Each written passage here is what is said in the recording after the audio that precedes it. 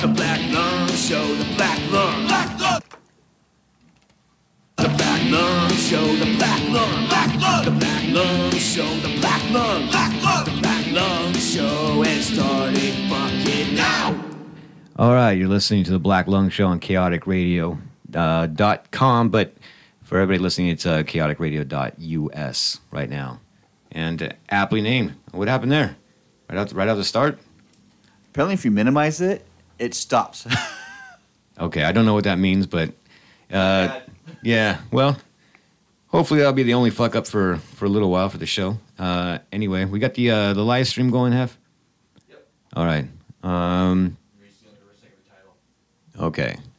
So, welcome to the Black Lung Show. I'm your host, Ryan Pena. Christmas is 2 days away. Thanks for tuning in, and everyone for sharing all the Facebook and Instagram posts about the show today, because I'm finally back doing this thing, right? If you've been listening for the last couple of weeks, I've been in here in the studio by myself, all lonely and sad, just spinning records for you guys and talking about crazy shit. But if you've been listening to the show for the past few years, you know that my whole show is all about promoting bands, for the most part. Up-and-coming bands, some legendary acts. You good? Yeah, good. Okay. I can't hear you, though. I'm good. All right, thanks, Haf. You're doing an amazing job, by the way. I think you should get a raise. Fucking bastard. I agree. All right. Anyway, you made me lose my train of thought. So I promote bands, and it's all about unity. It's all about helping the scene out, and it's also about discovering bands. And today's guest is just right up my alley. I'm stoked to have him in here. I can't see the stream, dude, on the screen. Refresh. Hit refresh. Oh, I hate when you get technical. Sorry, Ryan. It's all right. What the fuck is the refresh button? There we go. Thank you. Thanks, Vince. There we go. Now you can see my ugly face. All right. So if you guys want to see us live, we've got the cameras in studio. Go to YouTube. There you go. We're right here. In the flesh. We are, and you can type in comments on the side. I can't type and talk at the same time, but maybe I'll respond to you while we're playing some of the music. And if you do have some questions for Vince Conrad, feel free put the questions up on the screen, and I'll ask him. If you want to call in too, what's the call in number? I know it's. I don't believe the phone's working right now. Oh, son of a bitch! Sorry. Okay, so then don't call in. Text in. No, don't text me. I don't want to look down at my phone and be that guy. I can see the screen right now. You can comment on the YouTube channel, right? And then if you have any questions for Vince, we're gonna probably do a 2-hour show today, and ask him any questions. I got a ton. Like I said, if you listen to terrestrial radio, it's very frustrating because it's like, I don't know what FM stations think. Like they, it's like I think always like a broken iPod. You just hear like Led Zeppelin and Guns N' Roses and Metallica on fucking repeat every single day of your life. So the Black Lung Show brings you some of the bands you may not have heard of, and the bands that you should hear of and you should listen to. And my guest, Vince Conrad, who's in the studio today, is one of those guys. So Vince, thank you very much, my friend. Thank you. Thank you for having me. Oh, absolutely. The pleasure's all mine, man. I can't wait. I've got so many fucking questions for you. Let's start off. I guess the best way to start off the show would probably be just to. No. I'm sorry. I digress. I have a dedication. I got to play a song right out of the bat. For all my friends listening, everybody from the First Off Records family. Jill lost her father earlier this week. Her and Lauren are obviously upset, and I can't give more condolences. I can't say. I wish there was something I could say, and I thought about it, and I was like, I'll play you guys a song. I want you guys to know that we're here for you. I know all the bands have your back. If there's something you need, you let me know. So, in memory of Jill's father, Hef, go ahead and take it away. You're listening to the Black Lung Show on Kaotic Radio. If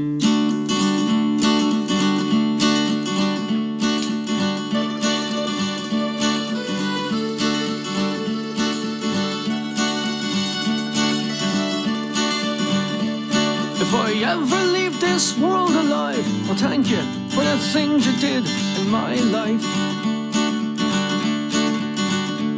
If I ever leave this world alive, I'll come back down and sit beside your feet tonight. Wherever I am, you'll always be more than just a memory. If I ever leave this world alive,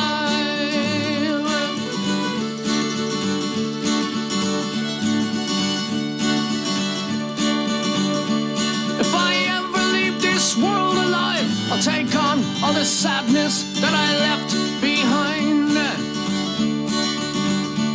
If I ever leave this world alive, the madness that you feel will soon subside. So in a word, don't shed a tear. I'll be here when it all gets weird. If I ever leave this world alive.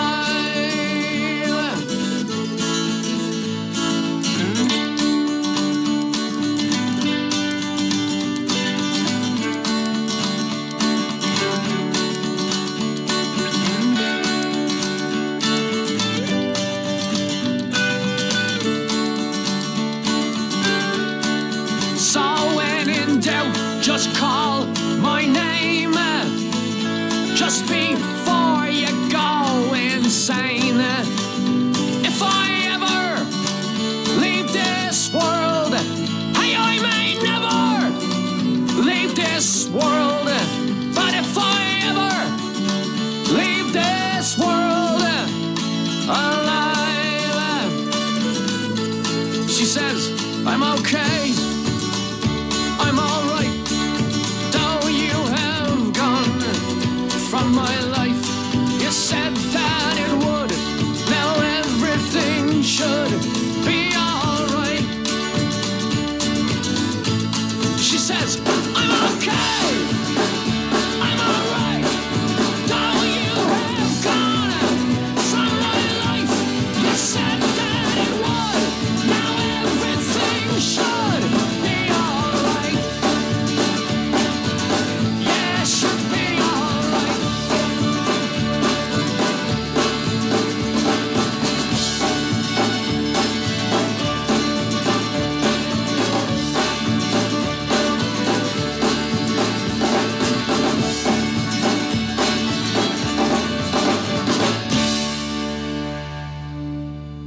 From everybody here at the Black Lung Show, our thoughts and prayers go out to you, Lauren and Jill. Sorry for your loss. Like I said, we're here for you. Well, anyway, hopefully you guys are tuning into the show, and hopefully we can cheer you up by listening to some great music.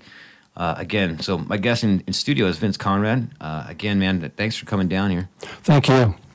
So I guess the best way to start the interview would just be like, I want you just, if you could introduce yourself to the listening audience, if they don't know who you are, and just tell them, like, you know, how you, because you've been in the game a long time, my friend. Yeah, I started back, in the punk rock era about 1975. That's when I went to New York. I started a band called the Aliens in New York. We played CBGBs, Max's, all the regular places to play back there. Until about 1977, I was in another band briefly, and then in 78, I started the Smart Pills with Get Smart and Billy Ray. We played a show or two in New York, and then took the band through to Kansas, to Topeka, Kansas, for about 6 months to write the material and rehearse the material, and then we came on out to L.A. in 79. And played clubs like, you know, the Mask, Gazaris, Troubadour, Hong Kong Cafe, all the clubs that were happening at that time. after that, when the Smart Pills broke up at the end of '79, and there were two record companies that were actually interested in the Smart Pills. One was Casablanca Records, and the other one was Warner Brothers. But Warner Brothers was actually interested in Get Smart as a solo artist, and then Casablanca was interested in the band. So he went with Warner Brothers. I talked Casablanca into starting American Bad Taste, and they flew out a guitar player that I had been playing with, that I actually went to New York with, Ian Talcroft, and we started American Bad Taste. Played for a while. We actually recorded 4 songs for Casablanca. They were taken over by Polygram. Neil Bogart died, and then we went back to the Midwest, wrote an album's worth of material back there, played in the Midwest, and then came back out here. And then over the years, I've done various projects. Musical projects with the guys from the Smart Pills, with Ian and other musicians as well. In 2015, I started Vince Conrad Productions, which is my own label, and actually released all the material from those early bands. None of the bands actually got a record deal except for American Bad Taste, and Casablanca never actually, while we did recordings for them, they never actually issued, they never released a record. So, I'd been traveling around with this music for a long time, and when people seem to be interested in the old school stuff, again, I thought, well, shit, I'll release it. And that's pretty much what I've been doing for the last 3 years. Is just releasing all this material and then releasing solo material as well. The first solo album or EP that I did was actually a collection of songs that was written back in 1980 to about 1983. And I re-recorded those in 2015 and released that record at the end of 2015. And since that time, been working on 2 records, one of which you have in front of you. That's my second solo album. And I was also working simultaneously on another record with the eBay Bongos, which is not really a punk record. It's it's sort of a pop record, but I was helping out a friend. I just play guitar and bass on that record. But this record is actually a solo record. And so, currently we're promoting this one. Okay. We got a lot of stuff to cover. So one of the things that I want to do throughout the interview is let people know where to find you guys, especially. And you brought me this really cool poster. Look at this. I want to hang on, people. I'm going to move the microphone away so we can get the poster up.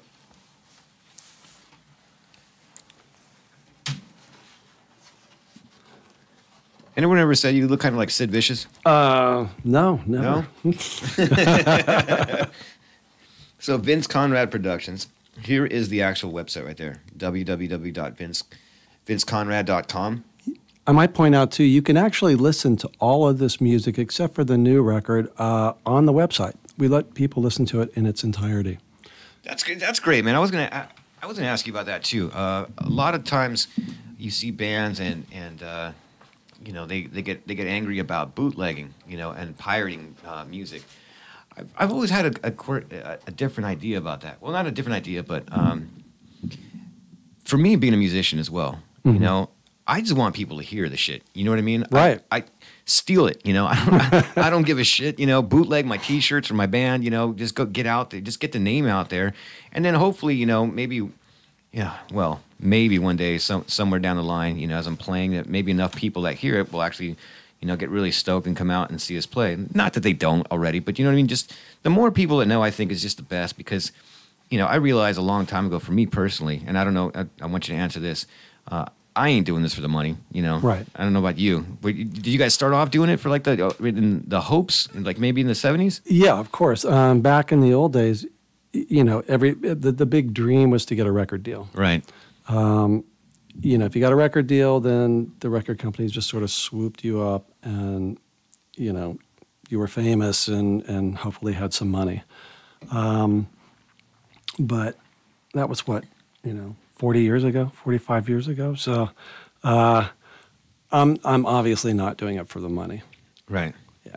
Well, I'm glad you said that too, because I work with a lot of bands, and there's been a lot of bands here on the show. And one of the things that, I talk about, I would say that you can talk more about it, because 77 is when I was born.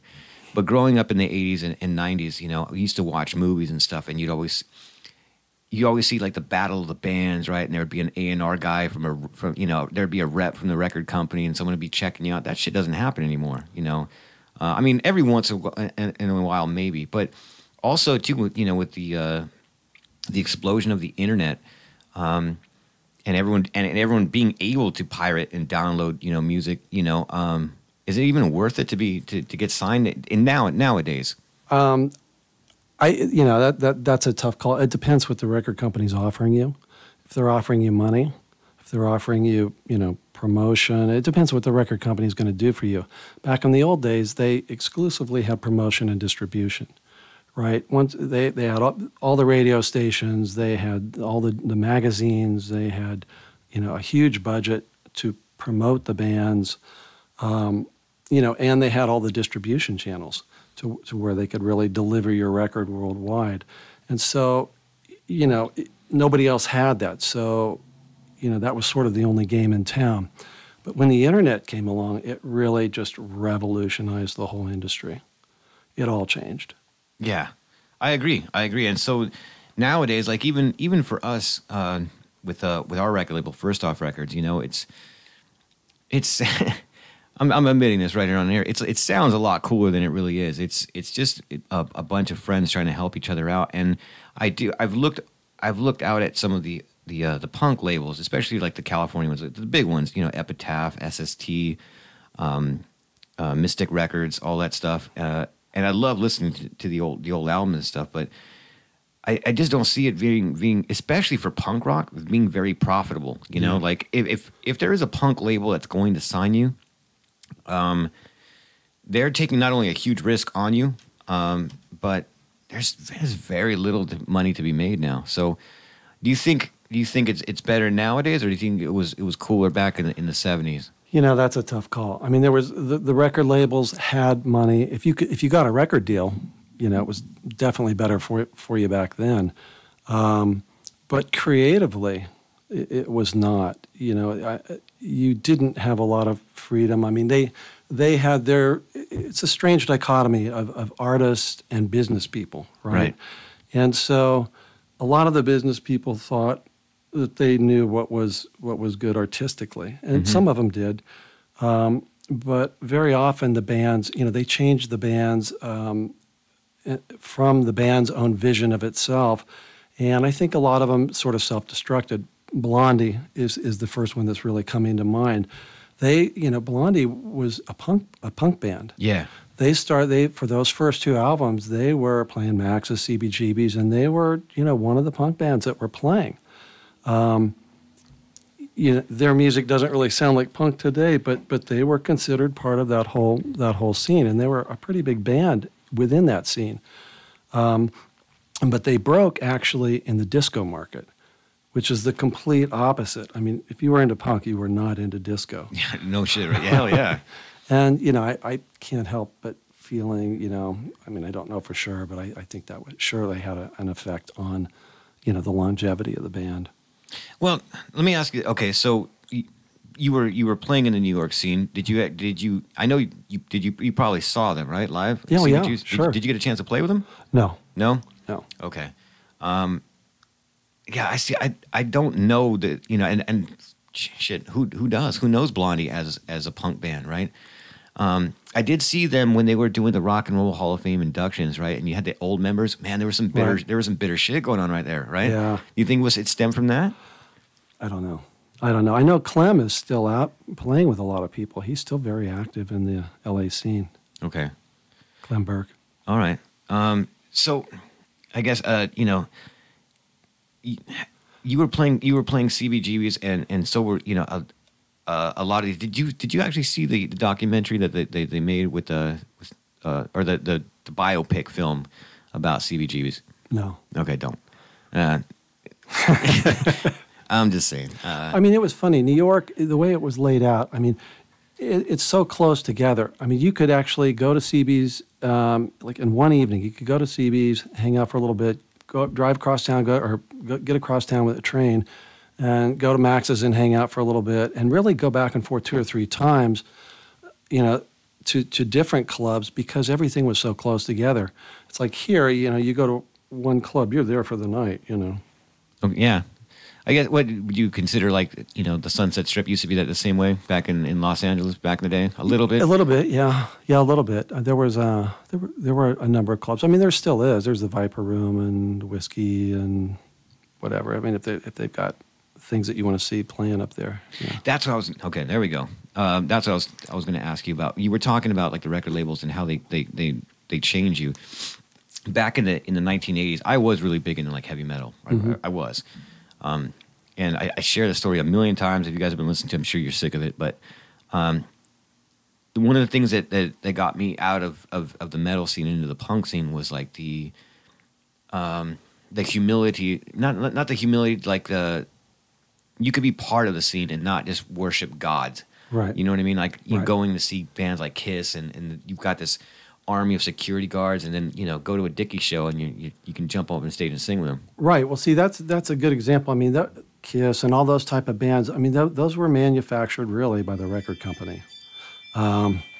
Is that your phone? Yeah. Sorry about that. It's all right.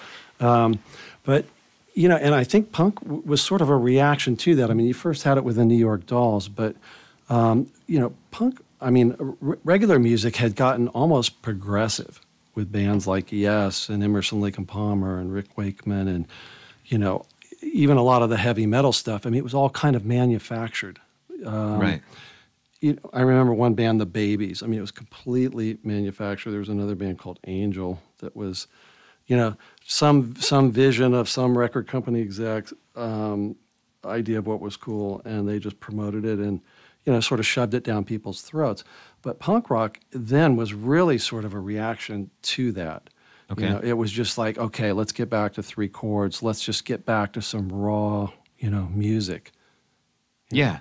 I was going to say that too, because I was watching a documentary recently, and I think the metal band I was watching was Testament, and they were pissed off at the record label because you remember in the 80s they had the formula, and they said they put the formula onto them that first you make the hard rock song, and then you do the ballad, right? And if you think back to the 80s, like especially like the MTV, and listen, kids, MTV actually used to play music videos. You can look it up on YouTube. I promise you, I'm not making this shit up. It wasn't just the Jersey Shore all the time. But in the 80s, right, every heavy metal, I mean, I can name them, Motley Crue, I mean, all these bands, they had the big hard song, and then they had the ballad. And it was like the formula, and the way that the record label made them. Anyway, we could talk about it forever. The one thing I do know, and that I'm going to be doing for everybody listening, for 2019, I started doing this show, as an accident. I've been playing in bands for not as long as you, my friend, but for a little while, and I just wanted to get people to listen to good bands and good music and interview people that should be heard, and this is one of them. So today's show, we're going to be talking about the brand new EP that just came out. This is Vince Conrad in studio with me. The EP is called Transition, okay? It's available, too, on your website? On the website. On the website? Exclusively. Exclusively, okay. Exclusively, that's the only place people can get it. So, okay, cool. Because what I was going to say is that I don't want you guys to get bored with just listening to us talk. I want to play some of the music, and because I can talk to this man for hours on end. Hef, why don't we do this? Why don't we let the listening audience listen to what this guy can do, man? When you sent this to me, I was saying to myself, I was like, finally, this is the kind of music that I like. I love listening to this. We were talking for a little bit before we went on air, and punk rock is so diluted with so many different styles: street punk, crust punk, all this kind of shit. And the stuff that I got into, especially like the early New York's, it sounds, it has I don't want to say a style, but a feel to it. You know what I mean? Like and it sounds like a modern version of the New York scene. Is that cool? Yeah, I mean, I think that's a pretty accurate assessment of it. I mean, it's funny because these are all brand new songs. Up until now, I've been releasing stuff that was written back, in the 70s and in the 80s. But these are all brand new songs. So it's, But it's cool. But what I'm saying is, it's cool that it has the sound. Like you haven't lost the sound of it. Just you've modernized it a little bit. Right. Is that? Yeah. I mean, those were my influences, and it's just carried over. Great. And that's what I'm saying. So here on the show too, like I've made sure that a lot of times I don't think I've ever done it even on the show once in all the years. I don't like doing that whole same boring interview where like, who are your influences? Shit. I'm going to let you guys listen to the music, right? And then you can tell, right? Because every time I listen to a band, I'm like, oh, I know who you were listening to, right? So the album's called Transition. You can get it exclusively on his website. We'll promote that again. And first song is a title track, right? Yep. Transition. All right, Hef, you got it? All right, so you're listening for the first time. Is this the first time you played it on the radio? Yes. Yeah. Yes, it is. Black Lung Show exclusive. Yeah, I told you guys you're listening to the best show. You guys know. This is Vince Conrad. The song is called Transition from the Transition EP, available on his website. And here you go. You're listening to the Black Lung Show on Kaotic Radio.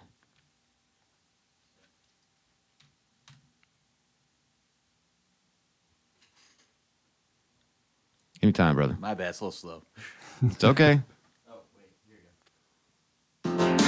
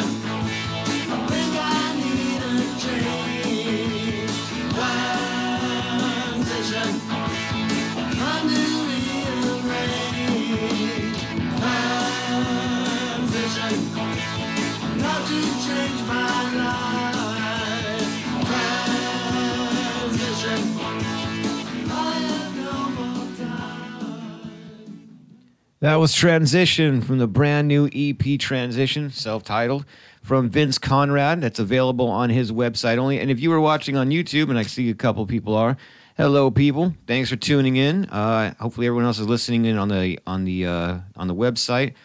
Let me say this real quick. Things are. It's wow. Look at this. It's been a transition from us moving our studio from Rancho Cucamonga over here to Montclair now. And so, yeah, for the iPhone users, the app should be up soon. The kaoticradio.com website will be back up. There is a lot of things that are going to be happening, a lot of changes coming up in 2019, which is going to be we're going to have a streaming punk rock only version of the station, and I guess a metal one and a hip hop one, and then with the rest of the nerds and their show, and don't get me wrong, we love nerds. But there's going to be a transition from the station, and that was the title track from this one. So man, I got a bunch of questions. Look, and look, Hef doesn't listen, and he hates it when I put him on the spot. Don't get all flustered, Hef. Hef, if you listen to that song right now, and if I told you that song was recorded in 1979, or if I told you it was recorded in 2018, could you tell the difference? Not really, but it sense like a little bit of Bowie in there in a way. That's cool. Yeah, like inspirationless, but it's like you can tell the difference whether it's now or later. Right. Well, my point was that you know what I mean. It's that if you didn't know it was recorded now, it sounds like an older song, which I hope you take it as a huge compliment. No, I think that's amazing. That is amazing. Okay, so so much to ask you. The punk thing, right? Because I get so angry over social media or guests that I've had over the years that talk about punk rock and this is punk and this is not punk. I hate that with a passion. See, to me, that was like the birth of punk rock. And you tell me what your feeling is. I'll tell you mine real quick. I think punk rock was just kind of like, it was real simple. Just fuck you. I'm going to do what I like, and this is what I play. And it's punk because it's attitude, and that's it. It's not. It doesn't have a sound. It's just this is us, and this is what we do. How do you feel? Yeah, punk, the sounds on the bands in the old days, Blondie, the Ramones, the Heartbreakers, Jane County.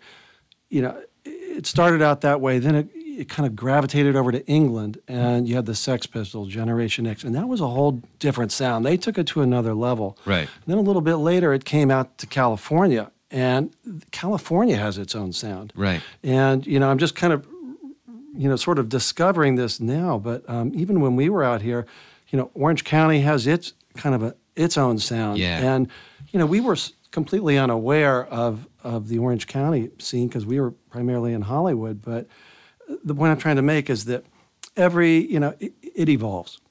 It started out one way, and today it's something completely different. And I agree with you. I think it's like an attitude. It's an ability to just do what the fuck you want, musically, artistically. That's just kind of what I'm doing here. I'm saying what I want to say, and to me, it's just, I don't know. I mean, it comes from all the influences that I've had. In some ways, it's kind of hard to be analytical about it. Right.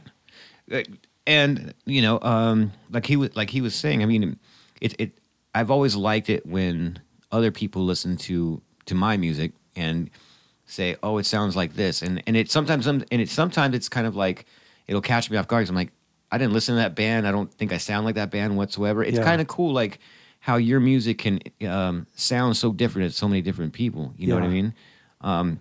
What's the weirdest like comment or criticism that you've heard of the songs? That's kind of the weird thing is I haven't really been getting a lot of feedback. I mean, I've given this record to a lot of people, and that's kind of the thing that I'm really noticing is that I haven't really had much feedback from it. Okay. Well, I'll give you some feedback right here. This is Ryan Pena on the Black Lung Show, and my opinion matters because I have the best taste in music, and I dig it, dude. I dig it a lot. Thank you. It sounds really good, and like I said, it's got an older sound to it, which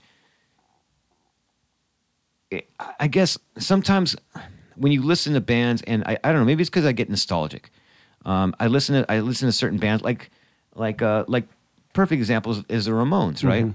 Have you ever noticed with certain bands, like you get attached to them and you get stuck listening to them, and if they try to evolve, that their fans kind of like reject them. They're like the Ramones never did, right? The Ramones were just the Ramones all the way through. But anybody else tries to do something like Bowie, Right. always reinventing himself and trying to do something different, that Right. the fans will turn on him.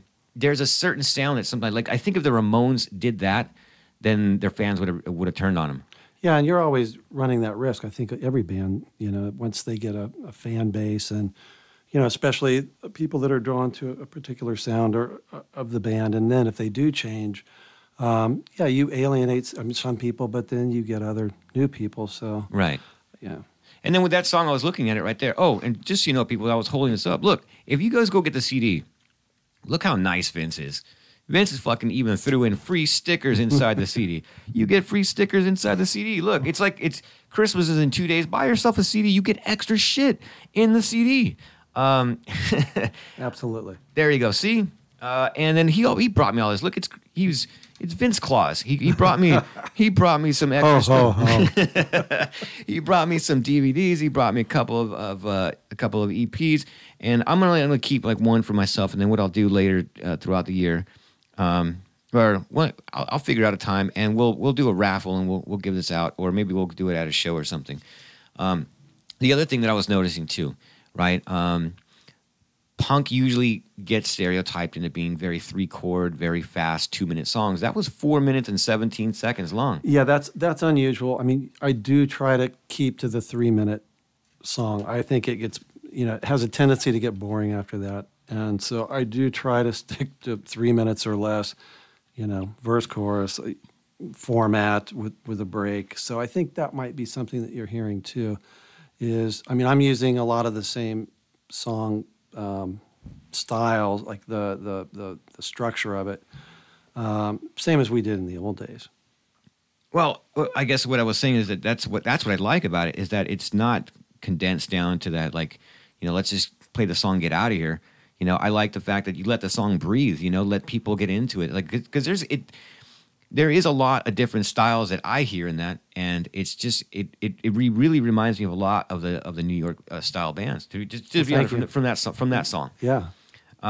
So when I was listening to it too, right? Who's doing the backing vocals? Were you just layering that, and it was just you? That's all me. Oh, okay. Yeah. So who else played on this album? Yeah, I want to give a shout out to Tony Matahuchi. He's the drummer for the Dogs from Detroit. He's playing drums on the whole record, which I really appreciate. I think he did a great job on it, and he's a good friend, and he helped me out with the drums on this. Also, Terry Thomas is playing on the solo on the second song. Terry used to play with a band called the Ultimatics, and I think they were from Pittsburgh. But Terry's out here. He's still playing, and he came over and helped me with that second song. It's kind of funny with the second song. I had the verse and the chorus, and I had the song structure, but I didn't really know where to take it, after that. And he came out and laid down the first solo in the middle. And, once he did that, then it's like, okay, now I know which direction. So I played another solo on top of it, just because I wanted to play with him, kind of I just wanted to play with him, Yeah. So we did it's a double solo in the middle, and then I did the solo at the end too. Okay, well that's interesting. Being a singer-songwriter like you are, Mm-hmm. do you like doing your own stuff, or do you like? I mean, or do you go back and forth like sharing? Because like for me, I that's what I'm saying. As a musician, I want to ask you a couple questions about that. Like me, I love my band and I love working with them, and then it's kind of like I've always told people it's being like, because I'm in a 5-piece right now, and it's like being married to like 4 other people, right? Yes, I know. For you can take that the good way or the bad way, but I love bouncing ideas off that, right, off each other. And sometimes, maybe the guitar player will come in with a song, and we might add a couple and do a couple twists to it. Maybe I'll come in with well, I don't play any instruments, so I might come in with a song and an idea and a chorus and vocals. But how do you come up? What is it? What is it like for you? Well, in the old days, I mean, I generally would work a song up the chords on an acoustic guitar or just on an electric guitar, come up with a vocal, maybe write the words, and then bring it into the band. Okay. And of course the band would, everybody puts their 2 cents into it, and it goes from kind of your song to the band song. And in a lot of instances that's really great. And you get songs with a band, and I had done it that way pretty much my entire career. This album is different because it was written in the studio by me without any other influences other than the people that Terry came in and did the solo. But it's kind of nice to be able to just do a record exactly the way you want to do it. And I do hit like points where you get stuck and it's like, okay, I've taken it as far as I can take it. You really do need somebody else to come in and bounce some ideas off of you and finish it. So generally speaking, with this record, I really liked writing in the studio. I've never done that before. And that's a total trip. I think it's the 4th song. I started with the drums. Really? Yeah, started with a drum beat only, and then built the song up from the drum beat. Wow. Yeah. That's different. Yeah, so you can't, you couldn't really do that with a band, but, No. So you get to try different things, and you come up, a lot of times with some really good results. Okay. Yeah, I also was going to ask you, because, like I said, playing with the guys that I play with, so each song it always takes on a life of its own. Mm-hmm. So maybe one time we're sitting there at guitar, at band practice, and we're just fucking around, and the guitar player just comes up with a really cool riff. Right. And then the song gets born that way. Right. Or it might be me just having a drunk epiphany one night and just be like, I just sing like a chorus in my head. I'm like, man, that would be a great song. Yeah. And then I kind of hum it out, and I'll call the guitar player and the drummer. I'm like, let's start here. All that. There's a different process to that. So I'm not a singer-songwriter, so I'm very curious, where the songs get born from, especially for this album, where there's song. You told me the one that is born with the drums. Right. Were there any were vocals only? Just like you just thought this, I got some great ideas for lyrics, or do you just? Yeah, well, I mean, most of the time, I start with the guitar. Okay. And, come up with something on the guitar, and then the vocals, I work. However that sounds, just work with the vocals.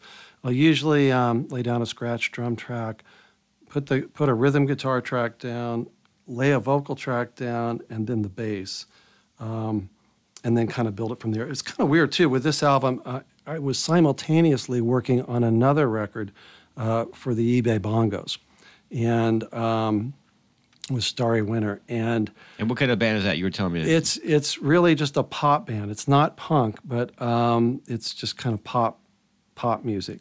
Were you doing that? Were you doing that as a friend for yes. a favor for a friend? Yeah. She's a good friend, and she'd never been in the studio, and she'd never done a record, and so we just got together. We did one song, and then we just decided to keep going. She would come in with him on her telephone. And, she'd hum a little something into her phone, and she'd come over and she'd like play all the things that she'd hummed into, and I'd, just pick one or two. Then she'd work out lay down a scratch drum track. She'd work out a rudimentary keyboard part, and then I would take it from there and just do all the guitar work and write all the bass and stuff. And then she'd come back in and redo her parts and stuff, and we'd redo drums. But it was kind of neat because we'd do a song there, record a song on that record, and then I'd go and do a song on this record. So I'm kind of jumping back and forth between two entirely different styles. And so it kind of took on a rhythm of its own. Really. Okay.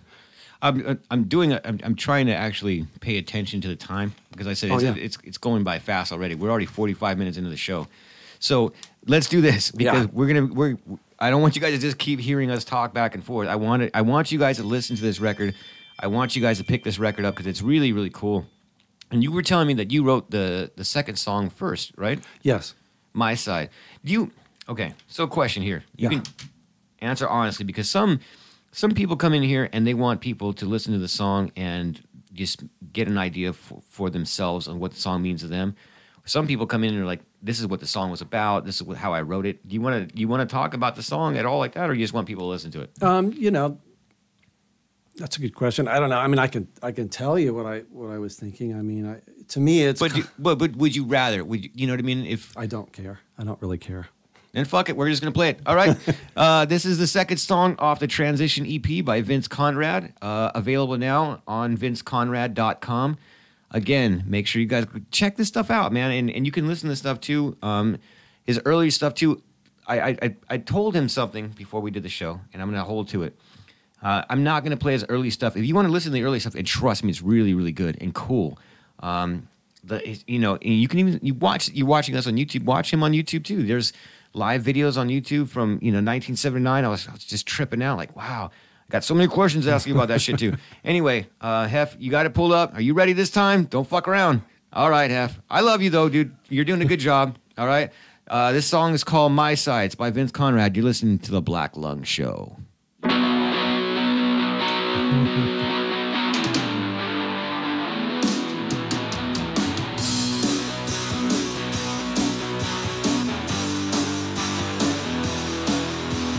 Talking too much shit on my timeline.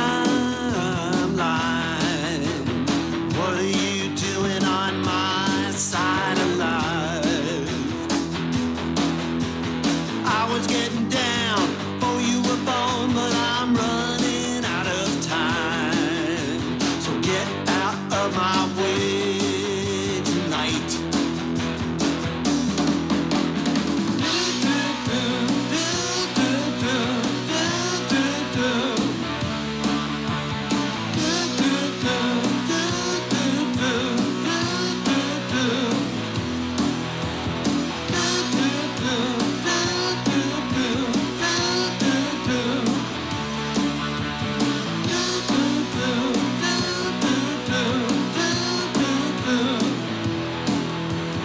I'm still living in the streets, but something has changed.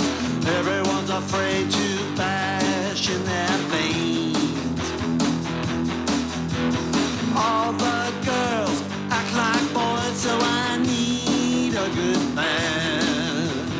Open up your hearts if you can.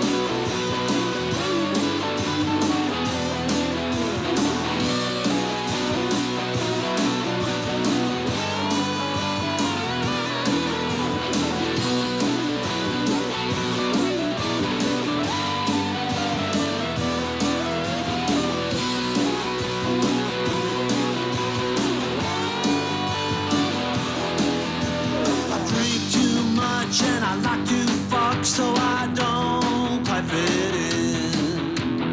Oh my God, here I go again.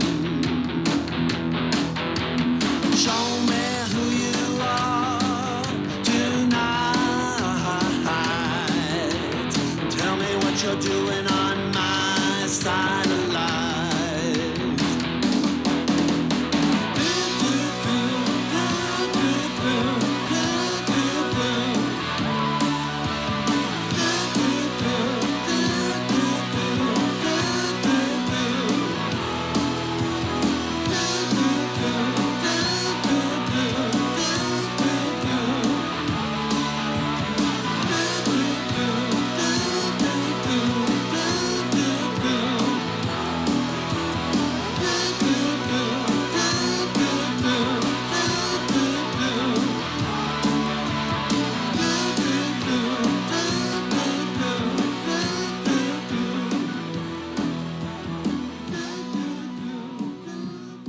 Yeah, that one's a little more rough. A little bit, yeah, yeah. I like the lyrics, right? I'm having an adult beverage right now as we speak.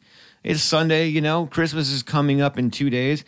That was the second track from the Transition EP. Again, Terry Thomas on the middle solo. Oh yeah. Yep. All right. So let me ask you something. I don't think I've asked any band before. I was watching you during the song. And it sounds weird, right? Don't take it creepy. All right. Wasn't because anything like that. What do you mean? My point is I've noticed something over the last few years. When I'm listening to my own music in my band, like when we're in a studio, or I have bands in here listening to their own music, some people don't like listening to it. They take their headphones off and they don't want to hear their. Oh, I love it. Do you? Oh yeah, I mean, yeah. Well, some guys, and some guys will close their eyes, and they're listening to it and they're really getting into it. And some people I've asked, do you listen to your own music? Yes. Do you listen to your own CD as you're driving or Yes. like on your own time? As weird as that sounds, actually, that's how I work. I spend a lot of time sometimes on the freeway, and so as I'm writing this stuff, I'm playing the different versions as the song is being written. Listening to what should be there and what shouldn't be there, because you come up with ideas and some of them suck and some of them are good. But if you listen to it over and over and over, then you really get a clear. I get a clear sense of what I like and what I don't like about that particular song or whatever, and so I'm, able. Basically, I'm still working, even though I'm not in the studio. Oh no, I agree 100%. I do all the time. A lot of it too is because a lot of it's not out of ego. It's out of just you just want to make it better. Yeah, critiquing your own stuff. Right. Listen to it, and then one day sometimes I'll come in and I'm like, oh, I want to try this differently. Right. All right. So how long has the EP been out? It came out on December 2nd. We released it on December 2nd. Okay. So. Are there any plans for you to actually get a band together and play live? I would love to do that. I'm actually looking for people, but it's I want to find the right people. It would be nice to find people that are just committed to one project. That's tough. I know, but that's the way it used to be. For example, with the Smart Pills, it's like we put it together in New York. The guitar player said, "Hey, I'm going to Kansas. You want to do the band?" So we all went to Kansas, and then we went to L.A. It's like you lived and worked together. The band was the top priority, and I realized that I'm probably not going to find anything quite like that these days. But I would like to find people that are sort of single project minded, even though I know people get called over to do different things from time to time. But yeah, I think if the bands that really, spend some time rehearsing and actually play together and really are, really solid, tend to be better bands. I couldn't agree more. The one band that, because I go through the same thing, my bass player is in two other bands, and sure. Yeah. You got guys that are in three different bands, and nobody wants to rehearse. You might come in and do one or two rehearsals, and then you do your shows. And depending on how what your music is, a lot of times they're just not tight. Okay, true. Let me say this too before my band calls me up and goes, "What the fuck are you talking about, Ryan?" Our band is our top priority, and so if we're not playing, then we'll go do some side projects. Right. And I've actually that's cool. Yeah, and I do the same thing. I've done some soundtrack work for some movies recently with some of my old members from another band when we're not playing. Mm-hmm. But I've been asked a couple times throughout my career, and I've always been the guy like, no, this is my band, and this is I'm sticking to this. I'm monogamous when it comes to my band. But I was watching that, and I was thinking about, you're right, bands don't do that anymore. What was it? I think the decline of the Western civilization. You're watching X was all living together in one house, know, right? And struggling, and now you fucking rule the world. There's very few punk bands that will get FM play or national play, Social Distortion, X. I wish more of them, honestly. I think punk, and this is my own personal opinion, a lot of punk rockers, they want to keep their bands to themselves, and and they don't want other people to hear about it. And I'm the complete opposite. I want more people to listen to the band so the bands can actually make some fucking money, right? Yeah, that's sort of the idea. It's been the idea for me for quite a while. Yeah, well, the fans are on a whole different level than the fans are. That's my own personal opinion. Anyway, we're coming up close to the top of the hour. We'll probably play a couple commercials for you. I'm going to take us out. I haven't done this the whole show. Keep watching. We're going to come back for an hour because that was just one quick hour. It just so happens a couple things. So I'm always record shopping. Yeah, always. And so I picked this. I just went to there's a record store in Redlands, California, called Redlands Vinyl, right? And they actually sell 3 of our bands. That's the first record store. You know what? I'm going to take them some of your shit. Sure. We got to talk. Okay. I took them down there. No consignment deals, no nothing, and they've got them right in the back. First Off Records. You can pick up First Off Records bands like the Les Offs, Southpaw, and the Rundown Creeps from Los Angeles. They're there at the Redlands store, and I go in there and I talk to the guy. He's real, good friend of mine. And I was going through the vinyl, and look, I found a Ramones album that I didn't even know existed. Ramones Eaten Alive, Volume 1. I'm assuming there's more than one. You tell me. This is your era, brother, right here. 4 Acres in Utica, New York. Does that sound familiar? It does not sound familiar. No? I don't know. Rockaway, I mean, all the songs. Rockaway, well, of course, right? And obviously, real quick, because, again, man. It's funny, I was actually the engineer that actually engineered the first Ramones album. What? Yeah, I was talking to him. I was actually in the studio with Get Smart and Billy Squire. Get used to playing a band with Billy Squire, and they had a big record deal with they had a Coin Management, and they had A&M for a while, and anyway, big budget. But I was talking to the engineer because I think the record company had spent $300,000 on their second album to remix their Billy Squire's second album, and this is before we went solo. This was a band called Piper. Okay, and the engineer was the same engineer that had done the first Ramones album. And it's kind of funny because he was kind of making fun of it a little bit. I guess it only cost him $6,700 to make that first album. And he just said, yeah, man, I just put, the bass on one side, put the guitar on the other, and that's it, So it's kind of funny because it was indicative of, the industry's perspective on punk when it first came out. They didn't take it seriously, and a lot of the acts had trouble getting signed. Wow. It's kind of cool too. A lot of people don't know this, but the journalists were actually writing about the New York punk scene long before the record companies were signing acts. And so the kids over in England were reading this stuff. So when the New York bands went over to England, I mean, it just exploded over there. God, man, I love doing this show. You hear that, dude? But seeing that album, it kind of reminded me that, of just sort of the disdain. I mean, it was, people just weren't getting signed right away. I think. No, I get all that, dude. I get that, but that's what I'm saying. For someone like me that loves this shit, so especially these are, people look up to Elvis. Man, I look up to the Ramones, and bands like that, and you got to work with them and hang out. Well, with the engineer, yeah. With the engineer, but still, that's close enough.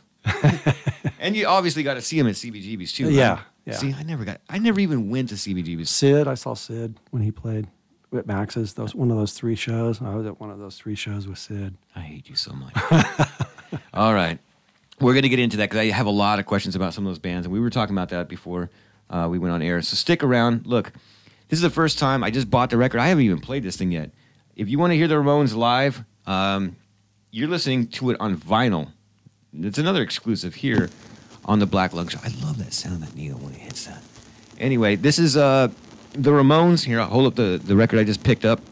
Ramones, Eaten Alive, Volume 1, 1977, November 14th in New York, 4 Acres in Utica.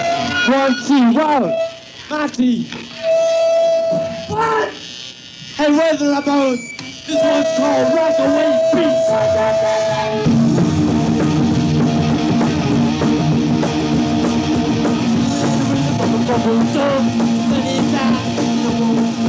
Inside all my weeds. beach. I'm on the roof, I will shoot. At the playground, I'm going to go. React to the show. Not just on the radio. Rock the way beach. Rock the way beach. Rock the way beach. We can let you rock the way beach. Rock the way beach. Rock the way beach. Rock the way beach. We can let you rock the way beach.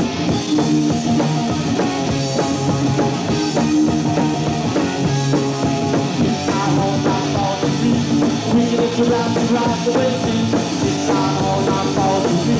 We can let you rock the way beach. See that rhythm of a motor. Lay down and won't switch.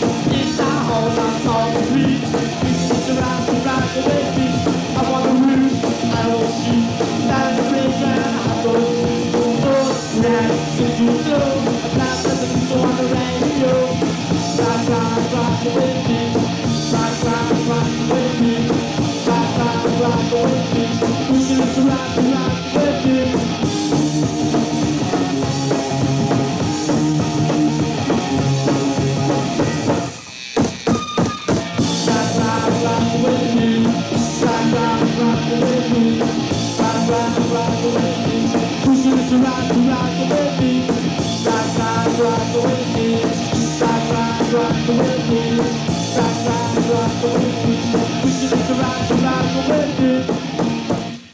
All right, we're back. Fuck the commercials, dude. Don't play commercials, man.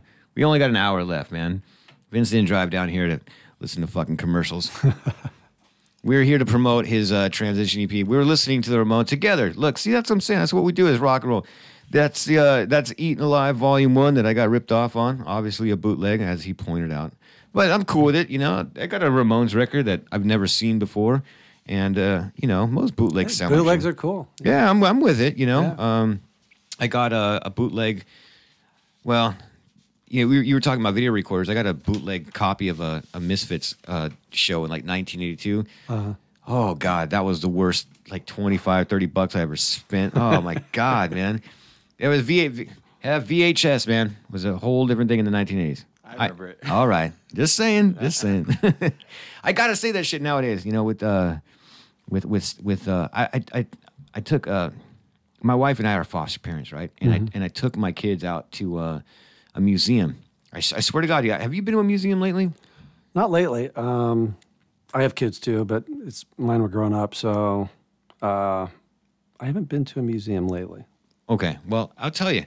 If you haven't been to a museum lately, it's a lot different, you know, especially from what I remember, and probably sure from what you remember too. Which museum did you go? Oh, I live in San Bernardino, the armpit of California. I went to the San Bernardino Museum, and I took my foster kids, and they're all teenagers, anywhere from like 18 to 16. And in there were record players and VHS tape. Like they're in museums. I shit you not. Maybe I should go there. Yeah. Well, I ended up being the tour guide, and they were like, "What is all this stuff?" They had no idea. So I've got to like let people know that. It's the whole same thing with the MTV reference. You know, I tell people the story too. Like this will trip you out, right? In my day job, because amazingly punk rock doesn't pay the bills, right? So I've got a regular day job, and I've got like 10 employees that work for me, underneath me. I wouldn't say for me because I don't own the company. But one kid was asking me, you know, he heard I sang in a punk band, and he was like, "What kind of punk do you play, or what does it sound like?" And I was trying to think in my head, Vince. I was like, I can't tell him, you know, Ramones or Black Flag or anything like that because this. You know, no reference. Yeah, no, not at all. So I tried to, and I thought I did the best job I could. I was like, you know, like Rancid, and he looked at me and he was like confused, and I was like, you know, they were big in the '90s. They were on Saturday Night Live. And you remember when punk got big again in the '90s? And he's like, and I was like, tell me you weren't born in the '90s. He's like, I was born in the '90s. Like, son of a bitch. Anyway, so wait till you get 60. Yeah, well, I hope I make it, man. I hope I make it. So okay, well, with that, see, that's why I wanted you to be here on the show. I got to live vicariously through you. I miss all this cool shit. As you and me were talking, I have a stack of vinyl I usually always bring in, right? Uh-huh. And this is one of them that we were talking about. It was Yeah. pure hell. Yep. I didn't even know this band existed. Oh yeah. And they're your friends? Well, were your friends? Yeah, they were. Spider and Stinker was the Spider and Steve. See, those are punk names. But they were really great. And I think Spider he was the drummer. He played with the Heartbreakers when they went to England. Really? Yeah, Jerry walked out on them, and Spider went over and actually played with the Heartbreakers in England. Yeah, they're a cool band. Those guys were really, really good, and we knew them and hung out with them a little bit. Okay. And they actually came out here, too. Spider came out here. But they're all dead now except for the lead singer. That sucks. I think. Because I saw something posted up somewhere, and I saw a link, and again, I'll hold this up. And normally what I would do right now, if Vince wasn't in here, since because this is kind of like what I do with the radio, since I'm not all that great at the segues, I'd put this record on and spin it for you right now. I played it for you, and I'll play it for you later. We're not here for that right now, but that's just really cool. I mean, I never know what I'm going to spin on the record because this is an all-black punk rock band. Yeah, these guys were like the first all-black punk band. Right, Yeah. right. And so here's something and it's so weird saying this shit in this day and age. For me, I love that because I got to say that I got to preface this because everyone gets fucking offended nowadays. I love seeing people of color playing punk rock. I really, really do. And it's a personal thing because honestly, I know I look white and I kind of sound white, but I'm Hispanic, you know. Most of my family's from Mexico, right? And so when I discovered bands like the Cadillac Trams or the Voodoo Glow Skulls and people that were, because when I would listen to punk and other Mexicans would look at me and be like, why are you trying to be white, you know? And punk's always kind of been, and rock and roll for music, art in general. Right. And so when I would see other like Hispanic bands or black bands, I'd be like, fuck yeah, let's do this, man. Let's all get together and let's play it and let's just all be one. Yeah, it's kind of like an equalizer, really. Right, exactly. Yeah. And it was just always cool with that, right? Yeah. Anyway, that was just my own thing. Again, we're coming up in the second hour. I'm not going to fuck around this second hour because we can have these long conversations. We're going to promote this goddamn EP, Nowhere. That's the third song off the EP, off Transition, which is available on vinceconrad.com. I got to see that again. Listen. Go there, and I like the site because you do have a lot of information. You were asking me earlier if I did look at this. I did. Mm-hmm. I did. But the other thing, too, is that I didn't – have you noticed I don't ever bring questions. I don't like to prep for a show. Right. Because then it seems contrived. I want to find out about you and through a conversation like I would talk to a friend. Mm-hmm. So I didn't realize, a lot of these things. So anything you want to do before we play the song, any anybody to play on the song you want to give a shout out to? Or? Like I say, Tony Malahucci played drums on all of it, and I think he did a great job on the whole record. This one, it's kind of funny. I'm primarily a guitar player. I play bass too, but this one I used actually a 137. I don't know if you're familiar with that guitar, but it's a hollow body guitar, and every guitar has sort of a different feel, a different sound. Yeah. And I hadn't played this guitar in a long time and pulled it out and... What's the guitar's name? I don't name the guitars. You don't name your guitars? No, I got too many of them. Okay. But, just playing it, this song just sort of came out. And it was just really because of that guitar. Okay. So, Nowhere with the hollow body guitar? Yep. All right. F, you ready for this? All right, here's the third track from the brand new EP from Vince Conrad off the Transition EP. It's called Nowhere. You're listening to the Black Lung Show on Kaotic Radio.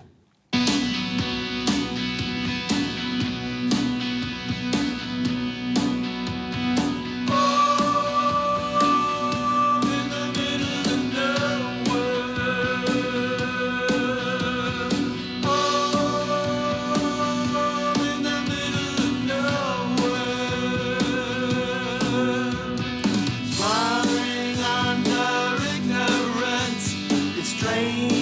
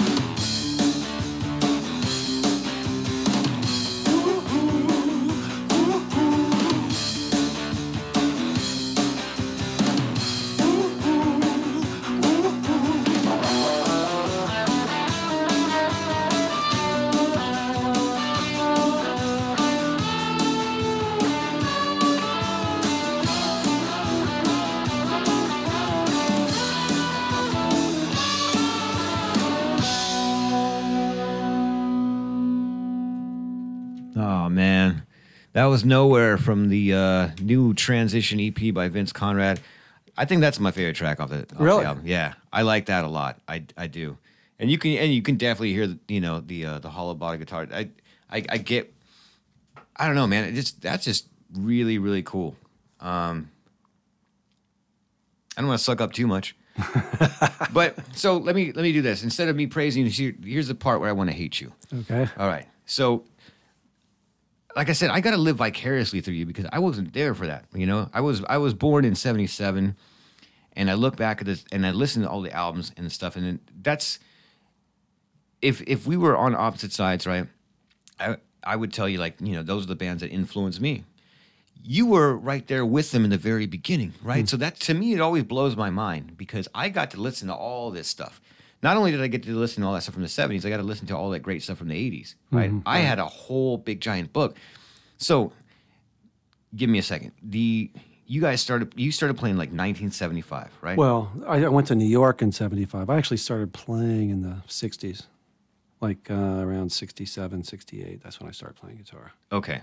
And I actually was doing like little dances and shows and stuff, in the late 60s. But but in 75 though, when you go down to New York and you started playing rock and roll and what's now known as punk rock, because even back then, they didn't really know it was punk rock, right? Right. I mean, well, it was a move back to simpler music. Mm-hmm. That's what it was, really. It was sort of a reaction to all the other stuff that was, being manufactured, really. It was just, and the New York Dolls are probably, the first band that really, really did that. And amazingly enough, they got a record deal and had some success. But, so, and that was 73 or so. So to me, they were kind of the real pioneers in reacting to, to all the bands that were manufactured by the record companies. Okay, so what I don't say influences though is that I try to picture myself in that era, right? And because I look back at all the bands, and I'm just like, I freak out, I guess, because I played shows before where people are just like, "What kind of music are you guys playing?" And they want to kill us, right? Yelling, throwing shit, calling you faggot, all that stuff. And that was in the 90s, right? You guys were doing this 20 years before I did this, Yeah, we were the first punk band. The Smart Bells were the first punk band in Topeka, in Kansas. Okay, see, that's what I want to talk about. I've been to Kansas. That place is horrible. Yeah. Right? It's a fucking terrible place to live. If you're from Kansas, I'm sorry, move. This is a fucking horrible. I was in Wichita. Okay. We were in Topeka, and we had a loft. It was actually the upstairs of an office building for $100 a month. And we slept there. There was no shower. We showered over at the Y, and we rehearsed there. And we were allowed to rehearse after 5 o'clock. We could go as late as we wanted because nobody was in downtown Topeka after 5 o'clock, right? All right. So, so it worked out really good. Okay, so then the other question was, because getting some of these older stories. I mean, I grew up in a Hispanic culture, and I have a lot of family members that are musicians, right? And I share stories too where, like, a lot of people were not happy with my decision to get into the rock and roll, whole thing, the whole punk rock kind of side. Yeah. But when I used to talk to a lot of my family members, and they were like Tejano singers, and they were Chicano, they played this. One of my dad's, basically I consider my uncle. He was telling me this story. He's like, "Yeah, Ryan, we were playing this. We were playing like El Chicano, and we went to this. We were playing a club in Chicago, and we played in front of and again, this is not trying to sound racist. This is just we played like in a black club, and we had afros, and one guy took out a switchblade and stuck it into his amp and cut his amp all the way up. Yeah, saying, "You're not in the right fucking place. Get the fuck out of here." We got in fights. I mean, we get. It's funny because in Kansas, they'd never seen anything like us. Right. That's my whole point. Completely alien, and we did we'd go into bars, and we'd get in fights. You had to know how to fight. Again, perfect. That's what I'm saying is that even still to this day, I mean, I just recently, I think 3 months ago, I got kicked off stage in a bar at Knuckleheads in San Clemente for being too loud. I swear to God. And it was the funniest thing because I posted something, right? I was all happy I got there. You know, we're playing, you know, we got the show going and the band's going on at this time and they had like a Kiss pinball machine or a Megadeth, I don't know, something weird. And I was like, yeah, this bar's got to be cool. And we had played there before, Vince. But they had a wedding party that came down and they didn't like punk rock. And they kicked us off stage. And the one person that was like really, really upset was Ron Reyes from Black Flag on my Facebook. And of course, and we've gotten in multiple fights in band from all sorts of places. But still, though, I did that in the 90s and the 2000s. I just can't imagine because I could tell people, hey, we're in a punk band. You know what punk is. You've heard the Sex Pistols. You've heard Black Flag. You heard all that stuff. In 75, God, you must have been blowing people's minds with this shit that you guys were playing. Yeah, especially in the Midwest. I mean, New York was pretty hip with it, but you get outside of New York and, you know, people just, they couldn't figure you out. They had no idea what it was about, what you were doing, you know. What was the craziest show you ever played? Is there one that like stands out? Well, there was the last show we did in Topeka was a lot of fun. There was somebody had brought an 8mm camera and actually filmed it. There were some clips on the internet. I don't know if there still are, but that was a really fun show. By then people were starting to get it a little bit, and we were starting to get popular. And that was a really fun show. Probably one of the worst shows in Kansas was when we traveled from Topeka to Plains, Kansas, or way over on the western end of it. We drove for like 4 hours just to get to this gig, and we played these. We played. It was a good club. The club was packed, and after we get done playing, it was quiet. You know, you do a song and then it would just be quiet. Crickets. Which was a little unnerving. But so we saw extremes in Kansas. All right. So back to my point where I was saying, like the reason why I want to hate you is because that's why I wanted you to be in here, because I love stories about rock and roll. And like I mentioned to you earlier in the first hour, right? I don't like asking influences. So to kind of get around that, here's my little trick: is that I asked the guys in the bands, right? So if I have a band in here, usually every week, and so here's the same thing. I'll even ask you to it. I'll ask you this question too, but it's not going to be the same thing with you. I asked them, I'm like, look, if I was a promoter, and I could tell you, I can book you with any band you could ever want to play with, who would that be? Right? I'll let you think about that for a second. And so then all, the guys, my age, sometimes younger, sometimes a lot younger, will be like, yeah, we want to play with Fear or Pennywise and all this kind of stuff. I know you've played with Fear. Yes. And for me personally, I don't know about you. I've had these conversations with guys in my band. I love sharing the stage with brothers, with bands that are good, right? Mm-hmm. Like I get excited about the show because I can play a bar. That doesn't mean shit to me.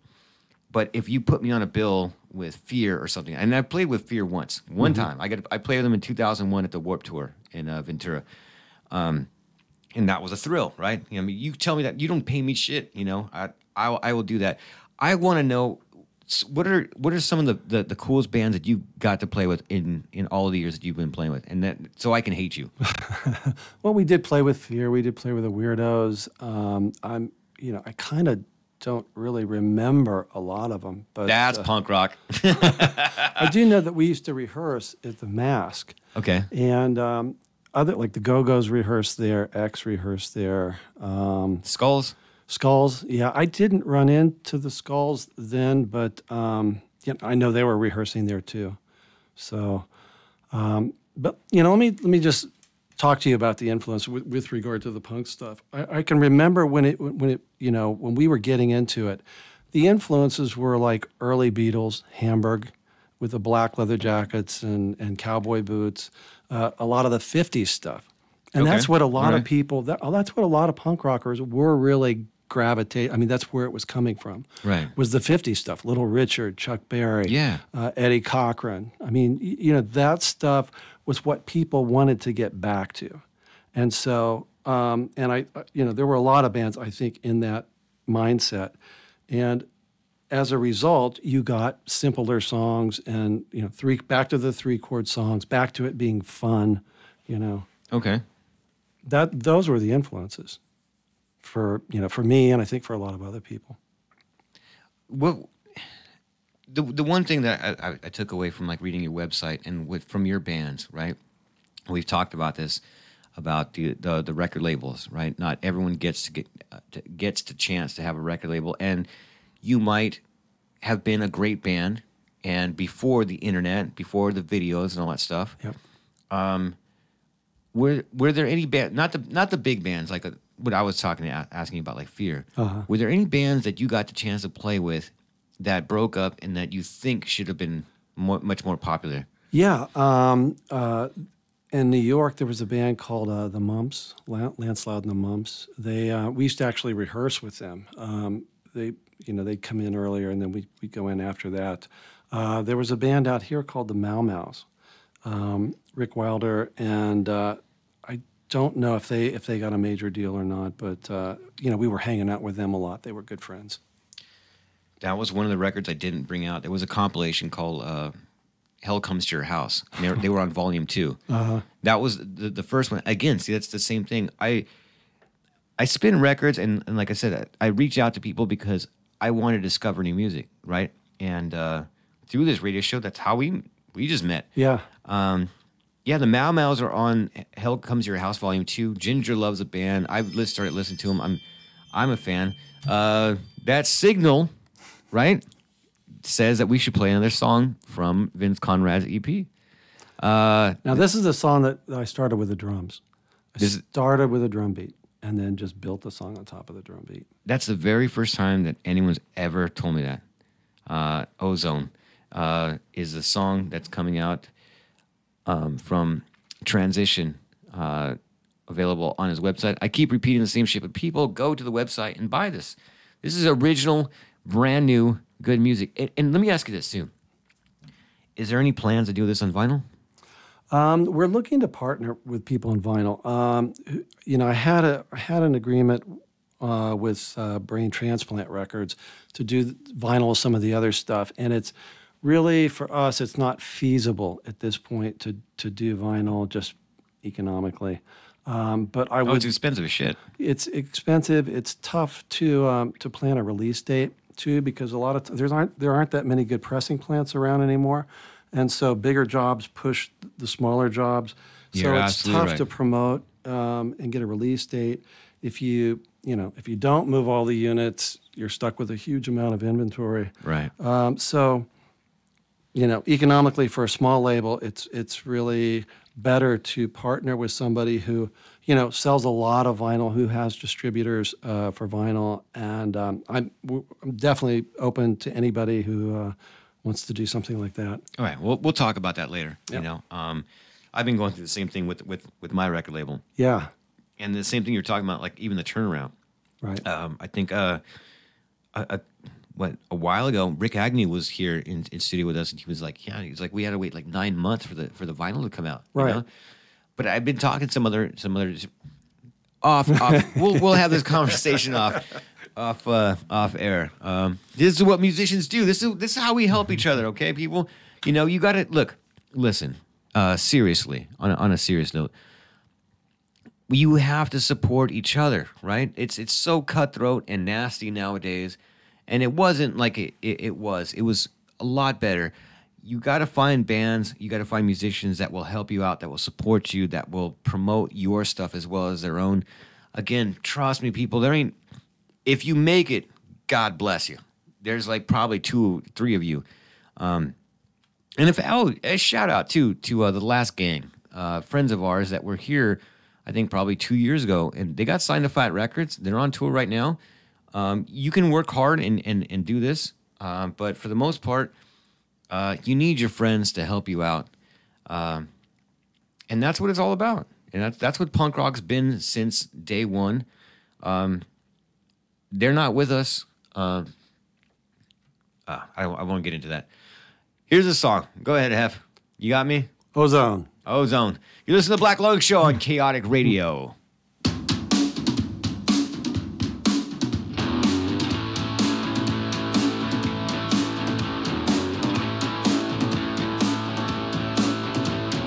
I got some serious issues with what you're laying down.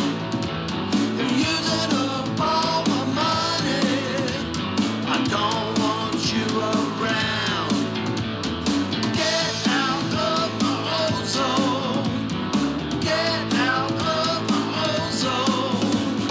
You're taking everything. You took my soul. You're taking everything I own. She's holding onto my nutsack, and she don't wanna let it go. Try to put a pipe on my finger and a ring through my nose. Well, get out of my ozone. Get out of my ozone. You're taking everything. You took my soul. You're taking everything I own. Even all my children.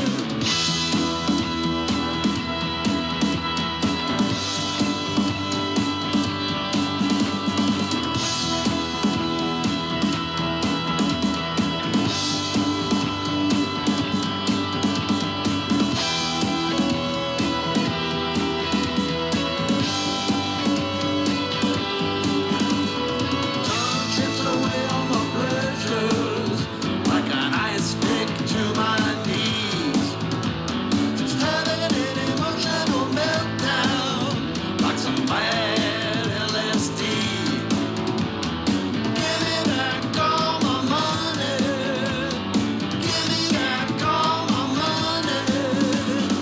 You're taking everything. You took my soul. You're taking everything I own. She even took the dog.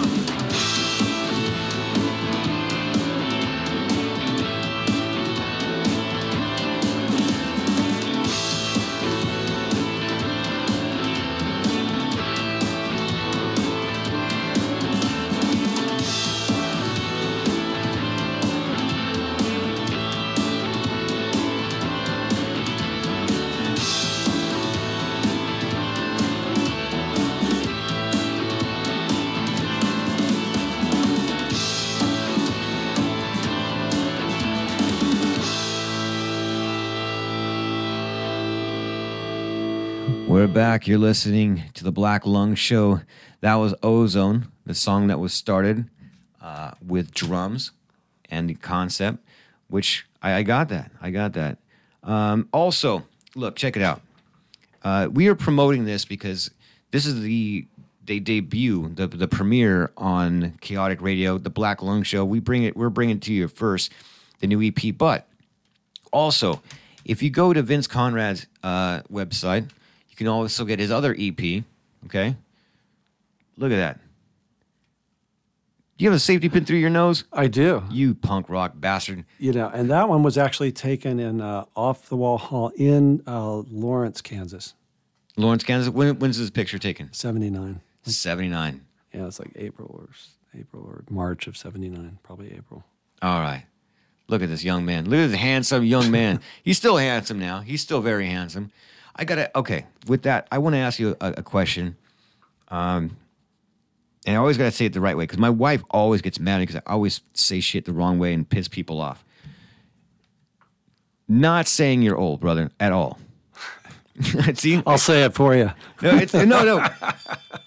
I asked the question because I admire you because sometimes I hear kids sing bands, like especially when the singer of the Buzzcocks died, or I go to a lot of these shows, right? And it's older guys that are still playing rock Right. and roll, right? And sometimes you hear the kids go, "Why don't you get these old fuckers off the stage?" Right? Yeah. And I'm like, and see the whole. I'm way different. I'm like, I fucking hope I live that long, and I hope I'm still rocking and rolling at that age.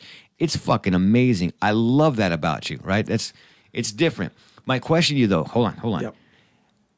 I've been playing in bands for a little over 2 decades.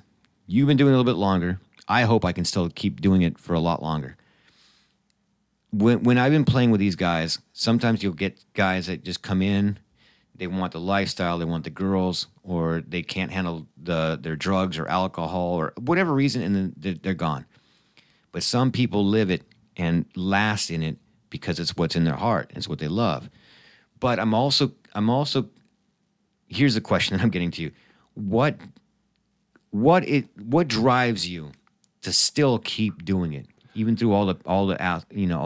Well, I mean, for me, I'm sure it's the same thing as all the other old guys out there. It's you can't not do it. I mean, once it's in your blood, it doesn't leave just because you get old. And what really keeps you going. I mean, it's kind of funny because in the old days, there were a lot of dangerous people sort of doing it, right? I mean, people that were pretty fucked up, were sort of gravitated toward this music. Junkies, hustlers, Yeah. prostitutes. I mean, just, it was a disturbed group, so to speak. And a lot of them had drug problems. A lot of them, had other stuff that really kind of overwhelmed them. I think it's the people that can really, no matter what your situation, what your history is, if you can focus on just the work and, kind of stay focused on the work, that will carry you through. And I mean, that's really all I'm doing. I just want to make as many records as I possibly can, while I can. And that's really all I'm about doing. I love that answer. See, I've been, and I actually haven't asked that to too many people. I didn't want them to get fucking pissed off at me in the first place. I'm like, why are you still fucking doing this? Well, it's always been about, cute guys with great hairdos. Everybody wants to see cute people up there. Yeah. But, when you're, like I say, it doesn't stop. The passion doesn't stop just because you get old. And, that's what's going on with these old guys, Well, see, and again, like I said, just even for myself, I love that because I've seen personally, people just leave the scene completely, no guitars, no drums. Hey, I'm clean cut. I'm going to be, and I got friends that are like lawyers now. And I'm like, were you really about it, or was it just a phase for you? Yeah. Well, think about Walter Lure becoming a stockbroker, and then now he's playing again. I mean, I think, life throws things at you, kids, marriage, poverty, it's okay. I mean, it's easy when you're 20 years old to sleep on the floor, every night and eat corn, live on cornflakes. But, if you have a kid or you get married, it's kind of tough to ask them to do it, No, I get that. That's what I'm saying. I understand it completely, though. It's just my question is like, what's the motivation? To continue? Yeah. Well, it's just, I mean, if you don't, life becomes, there's a couple of times when I've laid it down. Like, I actually went back to college when I was 30. I was, completely illiterate. I dropped out of high school and really wasn't there when I was there. And, everybody had always told me, oh, you should go get a college degree and then you've got that to fall back on. That was exactly the wrong advice. You got to just play the music, But after, 15 or 20 years, you wake up and you're in your 30s and it's like, okay, like I was homeless for 2 years and, didn't have money, didn't have health insurance, didn't have anything. And so, at that point, and then I fell in love with my first wife. So, I took a hiatus from music for about 4 or 5 years and went to college and then came out and, then I had the money. The whole reason I went to college, too, was so I could have money to buy equipment. That was my main motivation. That's a good answer. That's a good answer, No, I love that. I think you're the right person I've been waiting to ask that question to, because again, you don't seem like one's going to get all pissed off and offended if I ask you that question.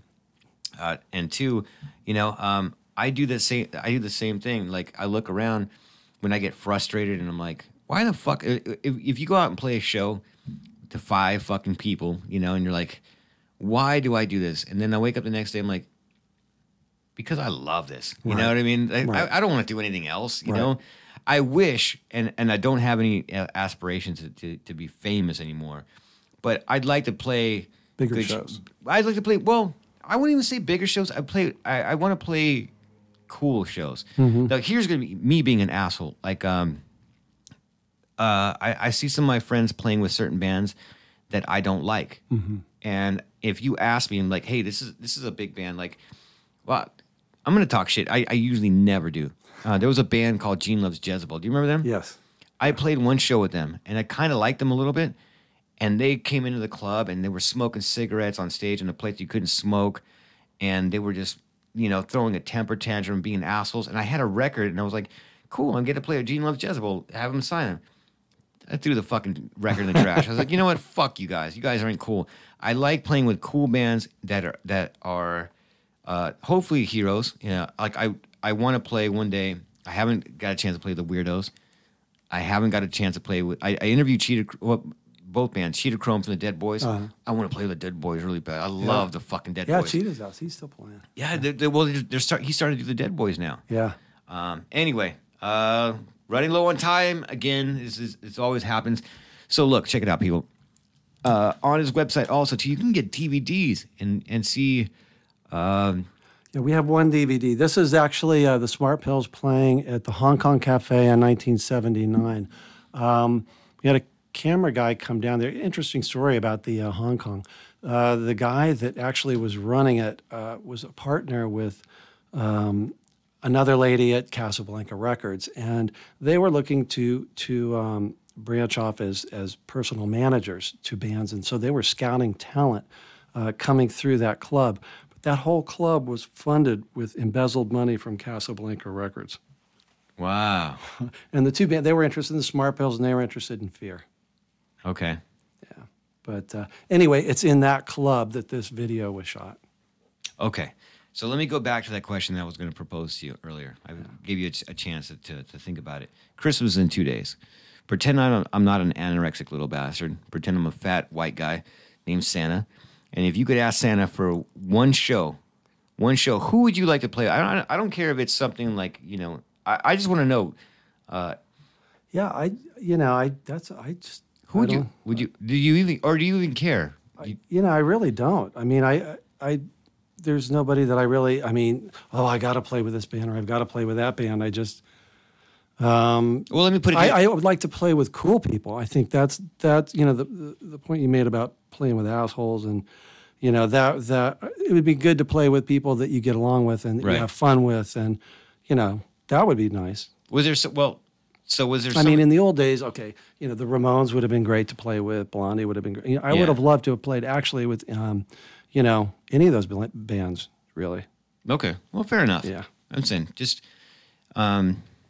Anyway, we're running down on the show. We've only got a few minutes left. Oh, by the way, so let's do some promotion real quick. So Vince, you were saying that you were looking for members. Hopefully, maybe. Yes, actually, anybody plays guitar, keyboards, need a keyboard player. What area? I'm in Covina, so it would be nice to have people that were close. You're pretty close to us. Yeah. Maybe we should hook up.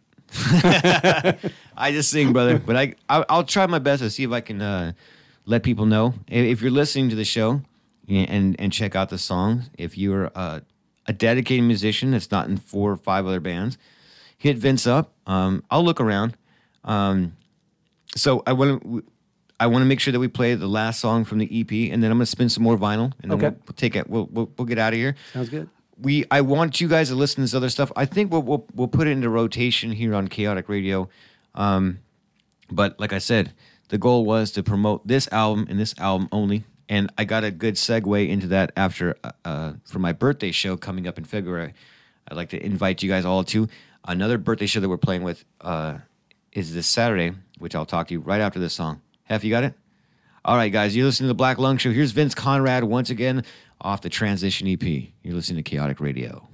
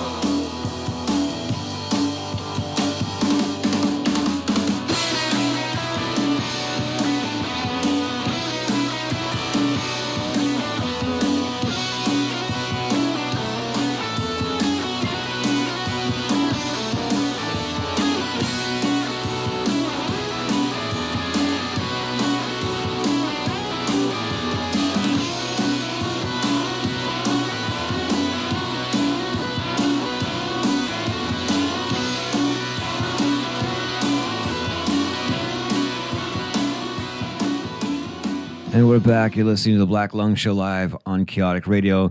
I'm Ryan Pena. I'm joined in studio with Vince Conrad. We got through it, man. We got your whole EP. All right. Dude, what a good album, man. Thank you. Hef, come on, man. Chime in. That was really damn good. Yeah, thank you. That's right. He gets paid to say that. Vince Conrad, your website for everyone. You got a bunch of stickers here, too. www.vinceconrad.com.